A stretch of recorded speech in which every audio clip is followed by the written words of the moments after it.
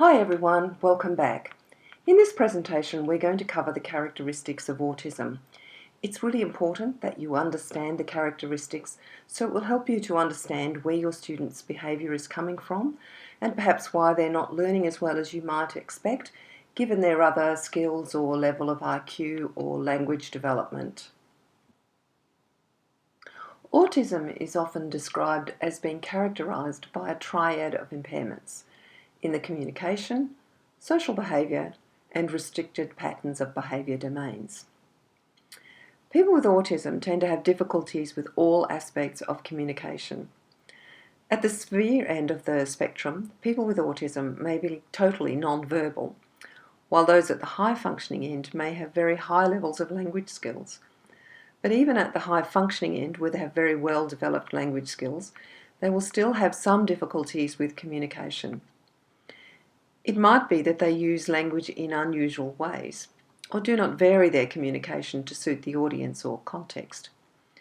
While the language may be grammatically very well constructed, it may be unusual for the context, or be very stilted, for example.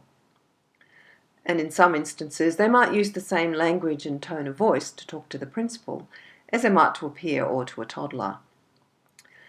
It might be that their language isn't particularly unusual, but they have difficulties with other aspects of communication, such as eye contact.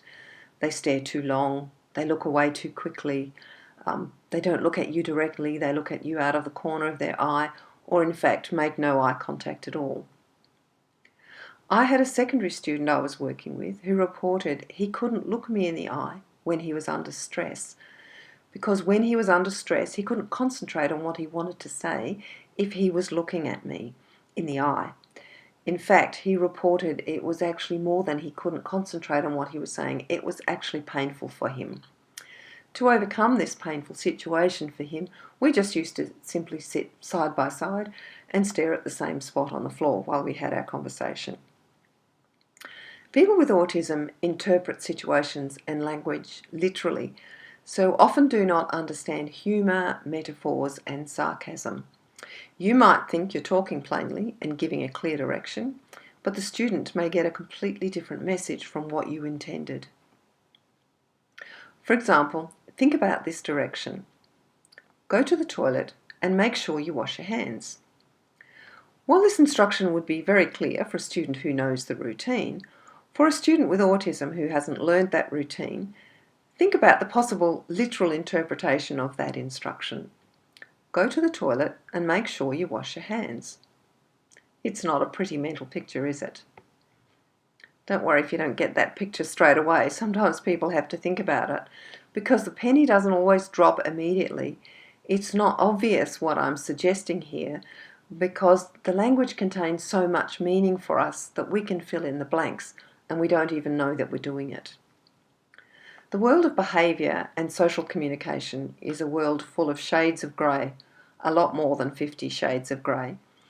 So many unwritten rules, such as how close you can stand to someone, who you can touch and when, how you can touch or greet people.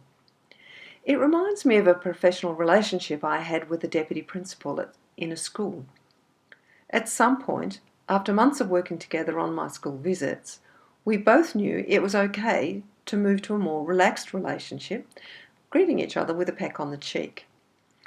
I'd be hard-pressed to tell you what the cues were, but in fact we discussed this situation when he was attending one of my PDs on autism, and we both agreed that we knew we'd worked together long enough to become familiar with each other, so it was okay, but neither of us really knew exactly what the cues were that told us that it was okay. And it's hard to understand, what was different about my relationship with that deputy principal that I don't have with other deputy principals, because I rarely move beyond that very professional, not touching professional colleagues. So that just kind of gives you an idea on a very simple level of just how complex some of those rules are. And we usually interpret those rules at a very subconscious level. We don't really even know that we're doing it again. People with autism can be taught how to significantly improve their communication skills through being taught the rules, but as they interpret things very literally, and prefer things to be black and white rather than shades of grey, it's always going to be a difficulty for them. We're always going to have to teach them, the rules in every context, and they're going to need to practice it in lots of different contexts. Oh, damn. People with autism appear to lack a theory of mind. This means that they don't really understand that other people have minds. They don't know that other people know, want, feel, or believe things. This lack of a theory of mind leads to social ineptness and the absence of pretend play. This lack of understanding of how other people think can also be a source of anxiety for people with autism, because it means they have great difficulty predicting other people's behaviour. They have a very poor understanding of cause and effect, so don't understand and sometimes appear not to care about the impact of their behaviour on others, nor of the impact of other factors in the environment on others. They're often surprised or confused by others' reactions. This lack of a theory of mind also means it's very difficult for people with autism to interpret social expectations, so they can appear rude or disinterested. You often have the sense they are talking at you rather than to you. I had a student with autism in Year 11 who'd learnt to cope in his school environment and usually managed his behaviour pretty well. Then suddenly his behaviour went off. He was having frequent meltdowns and was having difficulty focusing on his work. When I talked to him about what was causing his stress levels to be so high, he said he was dreading going to camp. This was a great surprise to me because he'd been on numerous camps and loved them. He'd also been allocated to the camp of his choice, so didn't think he would have any reason to be anxious. It took me quite a while to get out of him, but the long and short of it is, he was anxious because most of the students allocated to that camp were Asian. He was really worried because someone had accused him of being racist, and he didn't believe he was racist. But because he couldn't read the Asian kids' facial expressions and body language, he thought he might not respond appropriately and they might think he was rude, or worse still, a racist. I suggested we meet with the Asian students and explain his difficulty and ask them to understand his problem.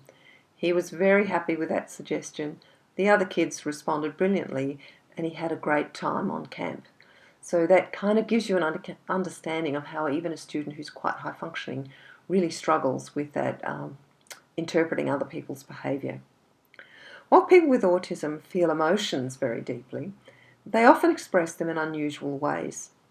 For example, they might giggle when they are angry or frightened. They also have great difficulty in interpreting the emotions in others and also have difficulty differentiating between emotions or shades of emotions. They don't always recognise the bodily sensations associated with the emotions, such as the sweaty palms and butterflies in the stomach associated with fear. This metaphor of butterflies in the stomach doesn't make you think you really have butterflies in the stomach, but I'm just reminding you that this could be misinterpreted by a person with autism, as you can now imagine. They need to be taught the language of emotions directly when they are in a calm state.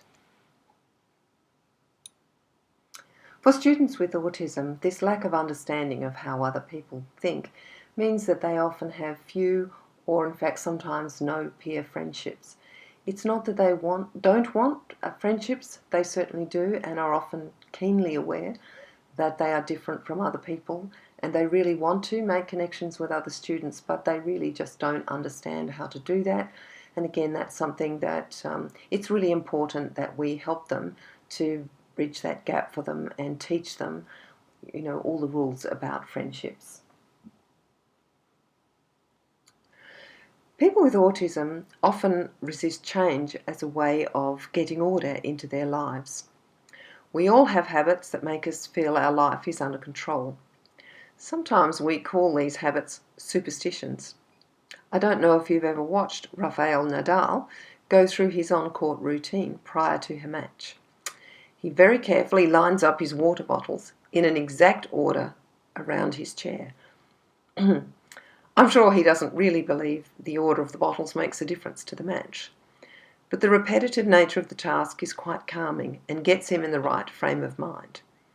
While all of us have habits and rituals to some degree, the difference to people with autism is the number of rituals, the extreme nature of them, and how well we can get over an interruption in the break-in routine. For example, I always try to choose a chair facing the door when entering a meeting room. My excuse is it means I'm sitting with my back to the window because I don't like the glare. However, if I don't arrive in time to get my first choice, I can feel a little irritated and curse the person in my seat in my head and just move into a different seat and not think about it again. For a person with autism, it might mean they cannot concentrate for the rest of the meeting or may have an angry outburst and unreasonably expect the person in their seat to move. This restricted pattern of behaviour may manifest itself as unusual attachments to objects and obsession with collecting things. The objects they obsess about can change, but the obsessive feelings are still there. As I mentioned when discussing the lack of theory of mind, students with autism have little or no imaginative play and often use toys in unusual ways, putting them into patterns, for example, rather than imagining that the dolls are their students and that the student with autism is the teacher. Students with autism may also develop stereotypic movements to manage their heightened states of emotion. They may, for example, rock, repeat phrases, words or sounds continuously, or flap their hands, for example. Students with autism are very sensitive to sensory information. They may have periods of over or under stimulation. Having autism for some individuals can be like watching TV with all the channels on at once. Some students also have what is sometimes called synesthesia, where one sensory pathway leads to automatic involuntary experiences in a second sensory pathway. For example, they may actually see sounds as colours. For students with autism, the world is often a very unpredictable place that also provides them with uncomfortable levels of stimulation. This unpredictability and over or understimulation may be associated with heightened states of anxiety, and they may express this inappropriately, such as with anger or screaming, unless we can find ways to help them regulate their emotional levels. It's important to remember that people with autism are also much better visual learners than oral learners and often take longer to process verbal information. Under stress, they might lose access to a lot of their verbal skills. That means they'll have difficulty talking at this time and processing what you are saying.